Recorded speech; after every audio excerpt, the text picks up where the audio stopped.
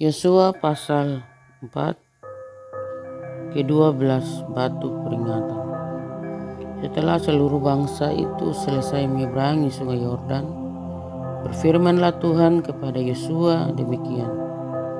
Pilihlah dari bangsa itu 12 orang, seorang dari tiap-tiap suku, dan perintahkanlah kepada mereka demikian. Angkatlah 12 batu dari sini, dari tengah-tengah sungai Yordan ini, dari tempat berjejak kaki para imam itu.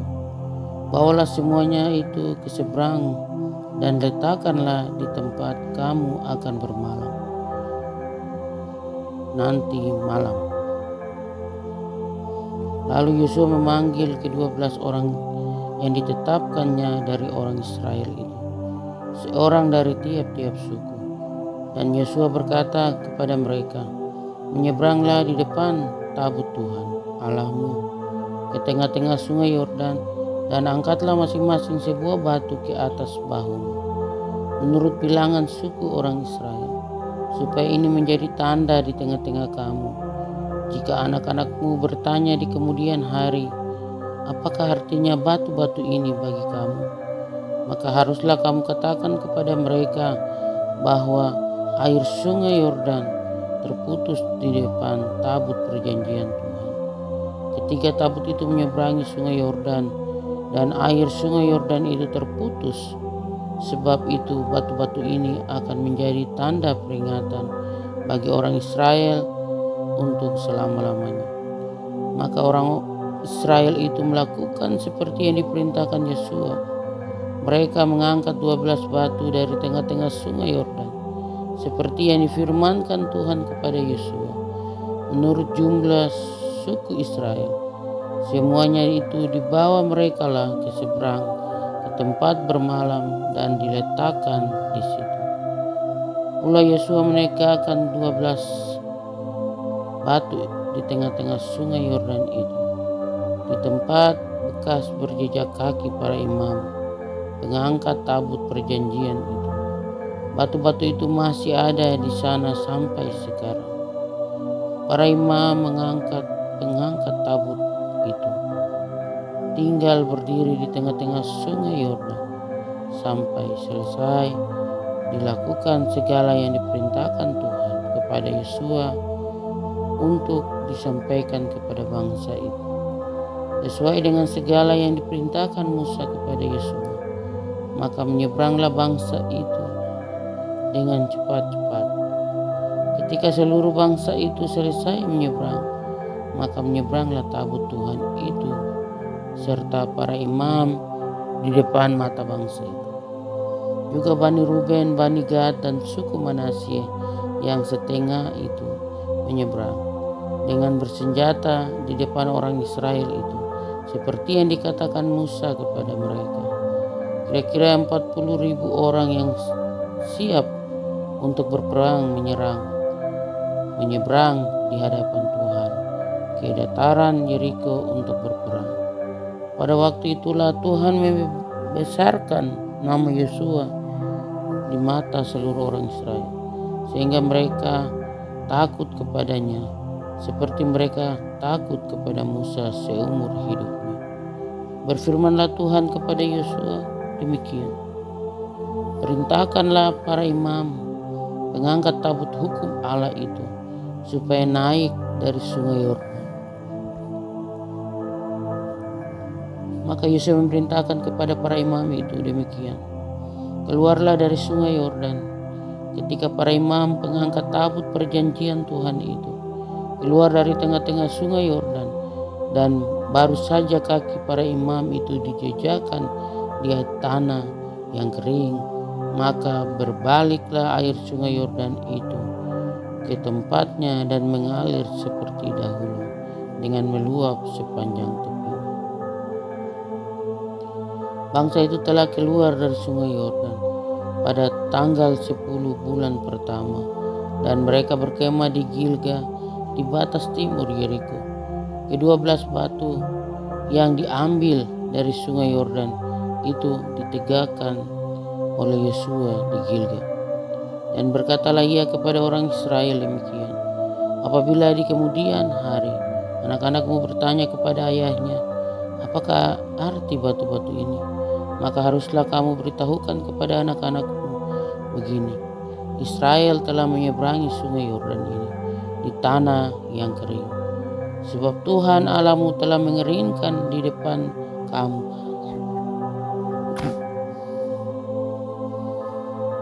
air sungai Yordan,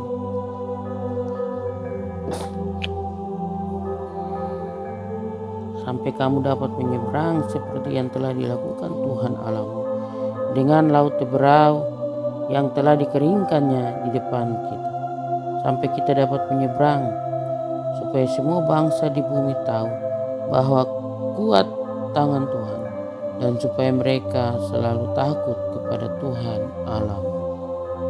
2 pasal 5, penyunatan dan hari raya Paskah di Gilgal. Ketika semua raja orang Amori di sebelah barat sungai Yordan dan semua raja orang Kanaan di tepi laut mendengar bahwa Tuhan telah mengeringkan air sungai Yordan di depan orang Israel sampai mereka dapat menyeberang, tawarlah hati mereka dan hilanglah semangat mereka menghadapi orang Israel itu. Pada waktu itu berfirmanlah Tuhan kepada Yosua, buatlah pisau dari batu dan sunatlah lagi orang Israel itu untuk kedua kalinya. Lalu Yosua membuat pisau dari batu dan disunatnya lah orang Israel itu di bukit kulit Katan. Inilah sebabnya Yosua menyunat mereka, semua orang yang keluar dari Mesir, yakni yang laki-laki, semua prajurit telah mati di padang gurun di tengah jalan setelah mereka keluar dari Mesir, sebab semua orang yang keluar dari Mesir itu telah bersunat, tetapi semua orang yang lahir di padang gurun dalam perjalanan sejak keluar dari Mesir belum disunat. Sebab 40 tahun lamanya orang Israel itu berjalan melalui padang gurun sampai habis mati seluruh bangsa itu, yakni prajurit yang keluar dari Mesir, yang tidak mendengarkan firman Tuhan. Pada mereka itu Tuhan telah bersumpah bahwa ia tidak akan mengizinkan mereka melihat negeri yang dijanjikan Tuhan dengan bersumpah kepada nenek moyang. Mereka akan memberikannya kepada kita, suatu negeri yang berlimpah-limpah susu dan madu. Tetapi anak-anak mereka yang telah dijadikannya ganti mereka. Mereka itulah yang disunat Yosua, sebab mereka belum bersunat karena mereka tidak disunat dalam perjalanan.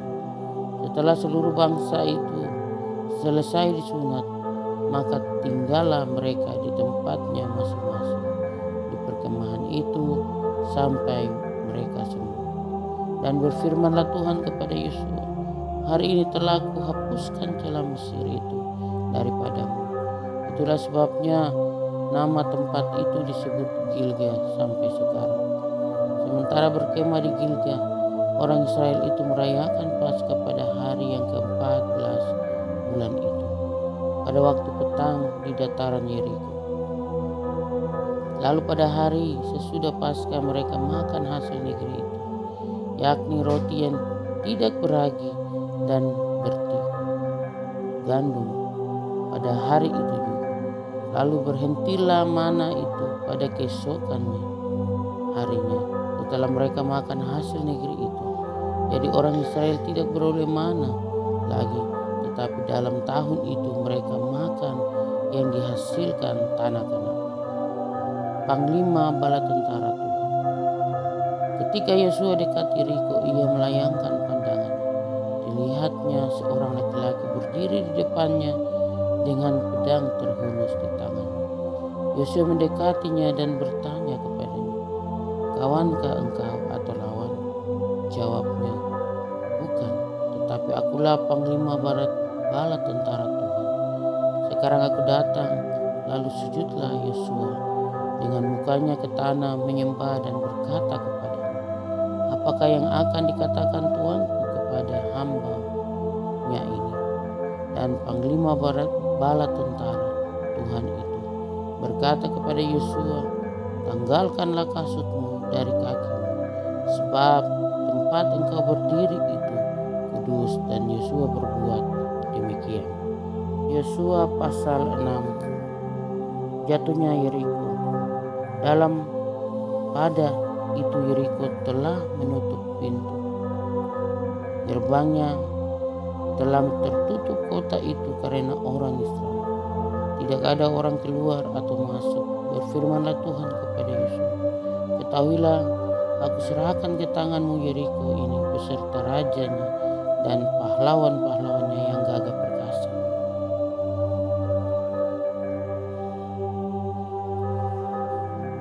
Haruslah kamu mengelilingi kota itu, yakni semua prajurit harus mengedari kota itu sekali saja.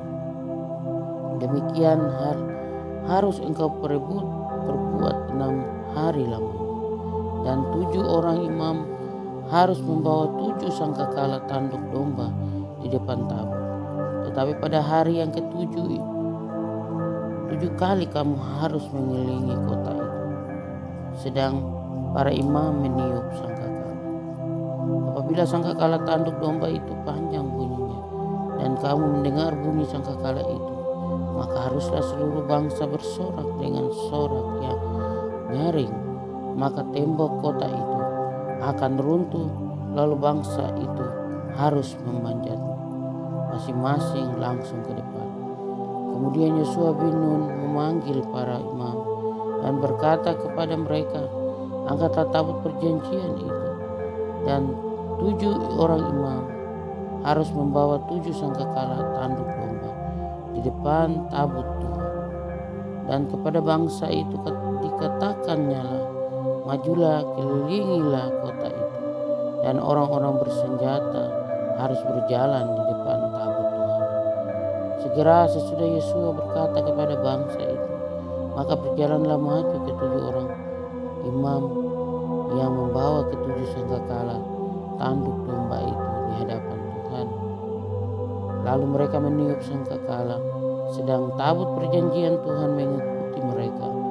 Dan orang-orang bersenjata berjalan di depan para imam yang meniup sangkakala, dan barisan penutup mengikut tabut itu, sedang sangkakala terus-menerus ditiup.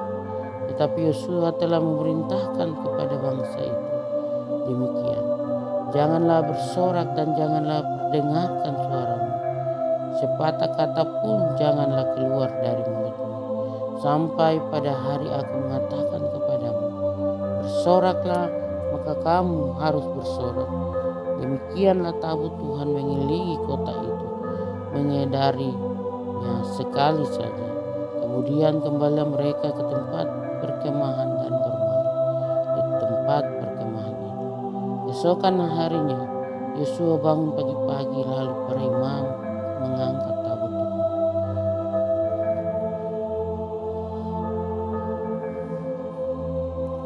Maka berjalanlah juga ke-7 orang imam yang membawa ke-7 sangkakala tabut domba itu di depan tabut Tuhan. Sambil berjalan mereka meniup sangkakala, sedang orang-orang bersenjata berjalan di depan mereka, dan barisan penutup mengikuti tabut Tuhan. Sementara sangkakala terus-menerus ditiup. Demikianlah pada hari kedua mereka mengelilingi kota itu sekali saja, lalu pulang ke tempat perkemahan, dan begitulah dilakukan mereka 6 hari lamanya. Tetapi pada hari yang ke-7 mereka bangun pagi-pagi ketika fajar menyingsing dan mengelilingi kota 7 kali dengan cara yang sama.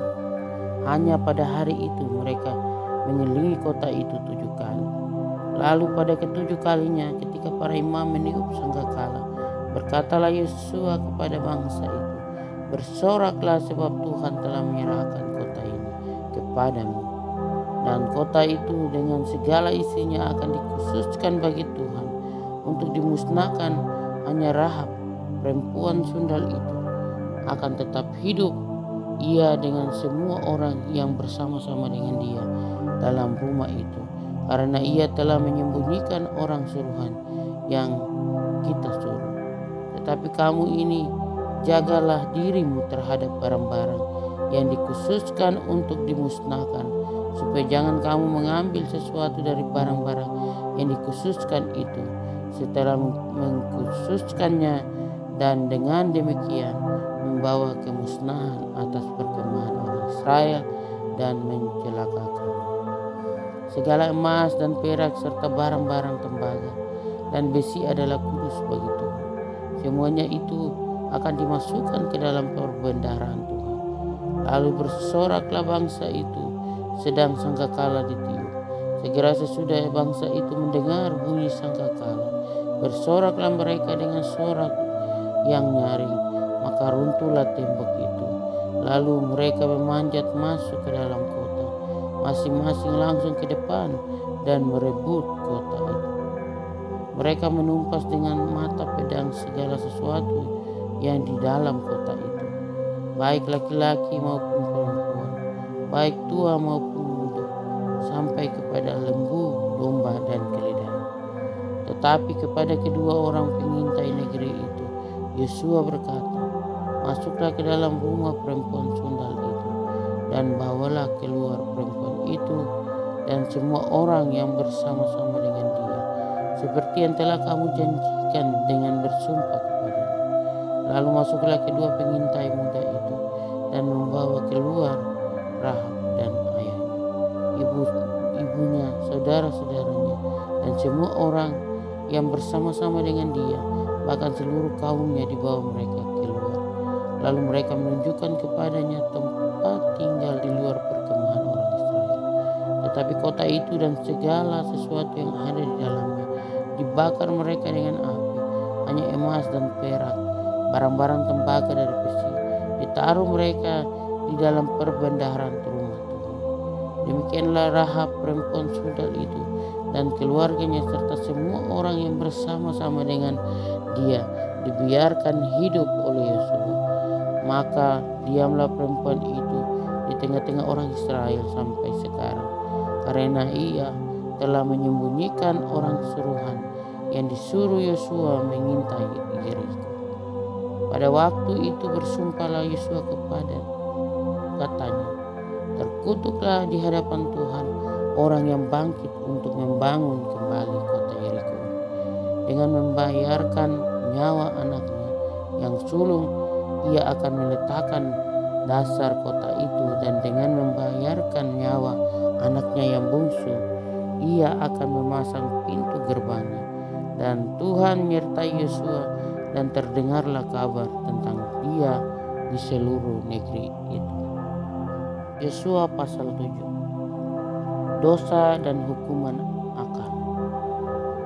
Tetapi orang Israel berubah setia dengan mengambil barang-barang yang dikhususkan itu, karena Akan bin Karmi bin Sabri bin Sera dari suku Yehuda mengambil sesuatu dari barang-barang yang dikhususkan itu. Lalu bangkitlah murka Tuhan terhadap orang Israel. Yosua menyuruh orang dari Yeriko ke Ai, yang letaknya dekat Bet Awen di sebelah timur Betel, dan berkata kepada mereka demikian, pergilah ke sana dan intailah negeri itu. Maka pergilah orang-orang itu ke sana dan mengintai kota Ai. Kemudian kembalilah mereka kepada Yosua dan berkata kepadanya, tidak usah seluruh bangsa itu pergi, biarlah hanya kira-kira 2 atau 3.000 orang pergi untuk mengepul Ai itu. Janganlah kau susahkan seluruh bangsa itu dengan berjalan ke sana, sebab orang-orang di sana sedikit saja.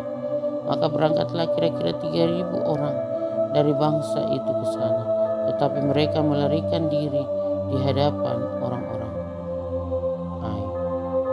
Sebab orang-orang Ai menewaskan kira-kira 36 orang dari mereka. Orang-orang Israel itu dikejar dari depan pintu gerbang kota itu sampai ke Shebarim dan dipukul kala di lereng. Lalu tawarlah hati bangsa itu amat sangat. Yosua pun mengoyakkan jubahnya dan sujudlah ia dengan mukanya sampai ke tanah di depan tabut Tuhan hingga petang, bersama dengan para tua-tua orang Israel, sambil menaburkan debu di atas kepalanya. Dan berkatalah Yosua, ah Tuhan Mengapa engkau menyuruh bangsa ini menyeberangi sungai Yordan, supaya kami diserahkan kepada orang Amori untuk dibinasakan? Lebih baik kalau kami putuskan tadinya untuk tinggal di seberang sungai Yordan itu. Oh Tuhan, apakah yang akan kukatakan setelah orang Israel lari membelakangi musuhnya? Apabila hal itu terdengar oleh orang Kanaan dan seluruh penduduk negeri ini, maka mereka akan mengepung kami dan melenyapkan nama kami dari bumi ini. Dan apakah yang akan kau lakukan untuk memulihkan namamu yang besar itu? Lalu berfirmanlah Tuhan kepada Yosua, bangunlah, mengapa engkau sujud demikian? Orang Israel telah berbuat dosa, mereka melanggar perjanjianku yang kuperintahkan kepada mereka. Mereka mengambil sesuatu dari barang-barang yang dikhususkan itu. Mereka mencurinya, mereka menyembunyikannya, dan mereka menaruhnya di antara barang-barang. Sebab itu orang Israel tidak dapat bertahan menghadapi musuhnya. Mereka membelakangi musuhnya, sebab mereka itu pun dikhususkan untuk ditumpas. Aku tidak akan menyertai kamu lagi jika barang-barang yang dikhususkan itu tidak kamu punahkan dari tengah-tengah. Bangunlah, kuduskanlah bangsa itu, dan katakan, kuduskanlah dirimu untuk esok hari. Sebab demikianlah firman Tuhan Allah Israel. Hai orang Israel, ada barang-barang yang dikhususkan di tengah-tengahmu. Kamu tidak akan dapat bertahan menghadapi musuhmu. Sebelum barang-barang yang dikhususkan itu kamu jauhkan dari tengah-tengah kamu. Besok pagi kamu harus tampil ke muka suku demi suku, dan suku yang ditunjuk oleh Tuhan harus tampil ke muka kaum demi kaum, dan kaum yang ditunjuk oleh Tuhan harus tampil ke muka keluarga demi keluarga, dan keluarga yang ditunjuk oleh Tuhan harus tampil ke muka seorang demi seorang.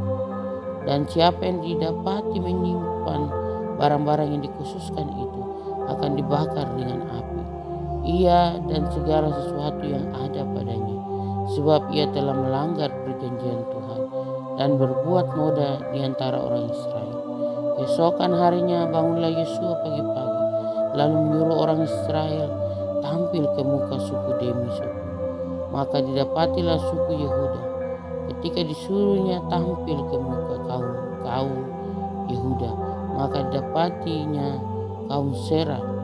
Ketika disuruhnya tampil ke muka kaum Serah, seorang demi seorang, maka didapati Sabdi.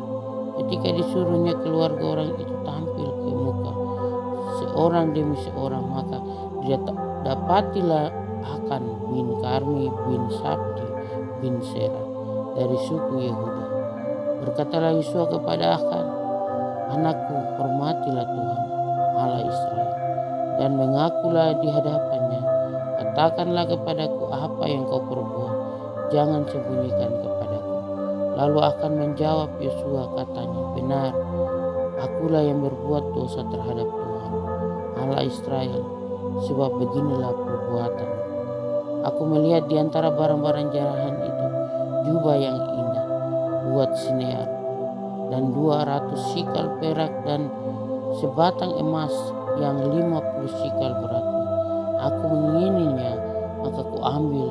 Semuanya itu disembunyikan di dalam kemahku dalam tanah, dan perak itu dibawa sekali. Lalu Yosua menyuruh orang segera pergi ke kemah itu, dan sesungguhnya semuanya itu disembunyikan dalam kemah Akan, dan perak itu ada di bawah sekali. Maka mereka mengambil semuanya itu dan dalam kemah, lalu membawanya kepada Yosua dan kepada semua orang Israel, dan mencurahkannya di hadapan Tuhan. Kemudian Yosua berserta seluruh Israel mengambil Akan bin Serah dan perak jubah dan emas sebatang itu, anak-anaknya dan yang laki-laki dan perempuan, lembunya, keledainya, dan kambing dombanya, kemahnya dan segala kepunyaannya. Lalu semuanya itu dibawa ke lembah Akor. Berkatalah Yosua, seperti engkau mencelakakan kami, maka Tuhan pun mencelakakan engkau pada hari ini. Lalu seluruh Israel melontari dia dengan batu. Semuanya itu dibakar dengan api dan dilempari dengan batu. Sesudah itu didirikanlah di atasnya suatu timbunan batu yang besar yang masih ada sampai sekarang. Lalu surutlah murka Tuhan yang bernyala-nyala itu. Oleh sebab itu nama tempat itu sampai sekarang disebutkan lembah Akor. Yosua pasal 8. Kemudian berfirmanlah Tuhan kepada Yosua, janganlah takut dan janganlah tawar hati. Bawalah seluruh tentara dan bersiaplah majulah ke Ai. Ketahuilah aku serahkan kepadamu raja negeri Ai, rakyatnya, kotanya dan negerinya. Dan haruslah kau lakukan kepada Ai dan rajanya seperti yang kau lakukan kepada Yeriko dan rajanya. Hanya barang-barangnya dan ternaknya boleh kamu jarang. Suruhlah orang bersembunyi di belakang kota itu. Lalu bersiaplah Yosua beserta seluruh tentara untuk pergi ke Ai. Yosua memilih 30.000 orang, pahlawan-pahlawan yang gagah perkasa. Mereka disuruhnya pergi pada waktu malam. Dan kepada mereka diperintahkannya, katanya, ketahuilah kamu harus bersembunyi di belakang kota itu. Untuk menyerangnya janganlah terlalu jauh dari kota itu. Dan bersiap-siaplah kamu sekalian, aku dan semua orang yang bersama-sama dengan aku akan mendekati kota itu. Apabila mereka keluar menyerbu kami seperti yang pertama kali, maka kami akan melarikan diri dari hadapan mereka. Jadi mereka akan keluar menyusul kami sehingga kami memancing mereka jauh dari kota itu. Sebab mereka akan berkata, orang-orang itu melarikan diri dari hadapan kita seperti yang pertama kali. Jika kami melarikan diri dari hadapan mereka, maka kami harus bangun dari tempat persembunyianmu itu untuk menduduki kota itu, dan Tuhan Allahmu akan menyerahkannya ke dalam tanganmu. Segera setelah kamu merebut kota itu, haruslah kamu membakarnya sesuai dengan firman Tuhan. Kamu harus melakukan semuanya itu. Ingatlah, itulah perintahku kepadamu.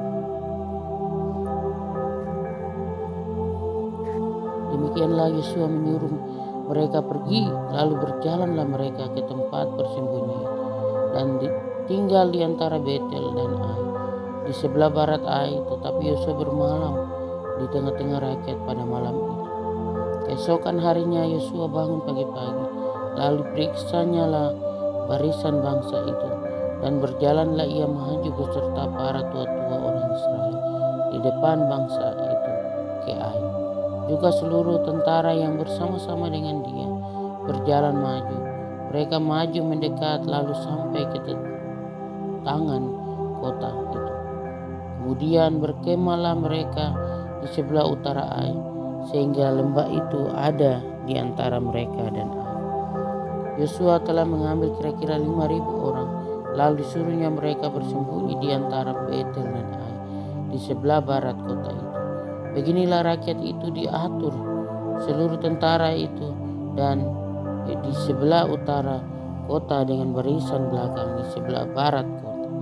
Pada malam itu berjalanlah Yosua melalui lembah itu. Pagi-pagi ketika raja negeri Ai melihat hal itu, maka ia dan seluruh rakyatnya, orang-orang kota itu, segera keluar berperang, menyerbu orang Israel ke lereng di seberang dataran itu.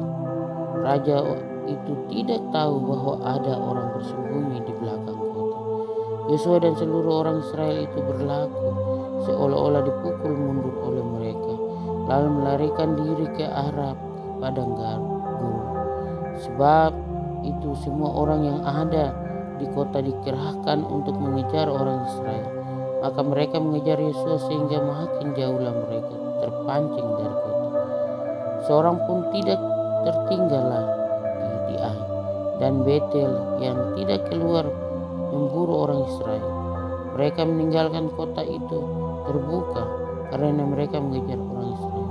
Lalu berfirmanlah Tuhan kepada Yosua, hancurkanlah lembing yang ada di tanganmu ke arah Ai, sebab aku menyerahkan kota itu ke dalam tanganmu. Maka Yosua mengacungkan lembing yang di tangannya ke arah kota itu. Ketika diacungkannya tangannya, maka segeralah bangun orang-orang yang bersembunyi itu dari tempatnya. Mereka berlari masuk ke kota, merebutnya, lalu segera membakar kota itu. Ketika orang Ai berpaling menoleh ke belakang, tampaklah asap kota itu naik membumbung ke langit. Mereka tidak sempat larikan diri kemana pun juga, sebab rakyat yang tadi lari ke padang gurun berbalik melawan pengejar-pengejarnya. Ketika Yosua dan seluruh Israel melihat bahwa orang-orang yang bersembunyi itu telah merebut kota dan bahwa asap kota itu naik membumbung, berbaliklah mereka lalu menewaskan orang-orang Ai. Sementara itu juga keluar orang-orang Israel yang lain dari dalam kota, menyerbu orang-orang Ai, sehingga terjepit di tengah-tengah orang Israel itu. Yang ini dari yang sini dan yang itu dari yang sana. Orang-orang Ai ditewaskan sehingga seorang pun dari mereka tidak ada yang dibiarkan terlepas atau lupa. Tetapi Raja Ai ditangkap mereka hidup-hidup dan dihadapkan kepada Yosua. Segera sesudah Israel selesai membunuh seluruh penduduk kota Ai di padang terbuka kemana orang Israel mengejar mereka. Dan orang-orang ini semuanya tewas oleh mata pedang sampai orang yang penghabisan. Maka seluruh Israel kembali ke Ai dan memukul kota itu dengan mata pedang.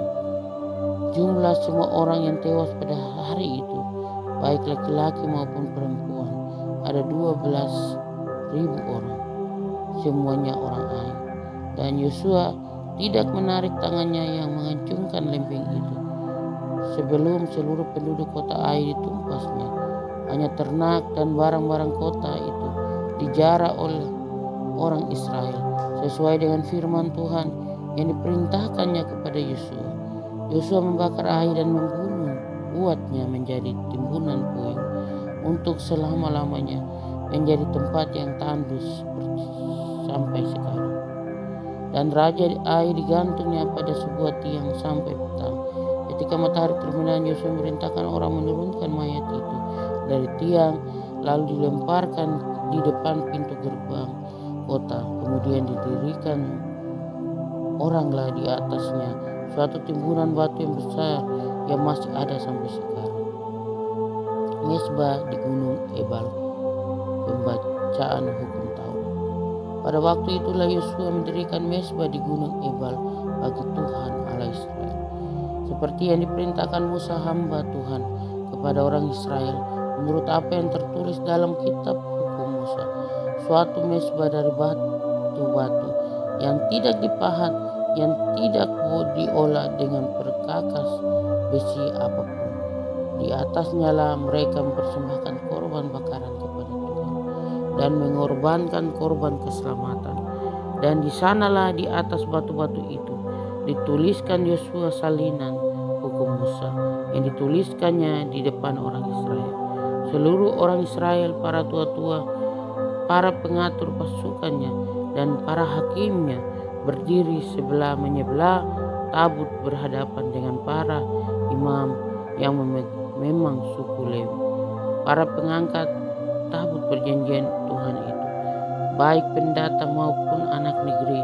Setengahnya menghadap ke gunung Gerisim dan setengahnya lagi menghadap ke gunung Ebal, seperti yang dahulu diperintahkan oleh Musa kepada hamba Tuhan apabila orang memberkati bangsa Israel. Sesudah itu dibacakannya lah segala perkataan hukum Taurat, berkatnya dan kutuknya sesuai dengan segala apa yang tertulis dalam kitab. Tidak ada sepatah kata pun dari segala yang diperintahkan Musa yang tidak dibacakan oleh Yosua kepada seluruh jemaah Israel dan kepada perempuan-perempuan dan anak-anak dan kepada pendatang yang ikut serta.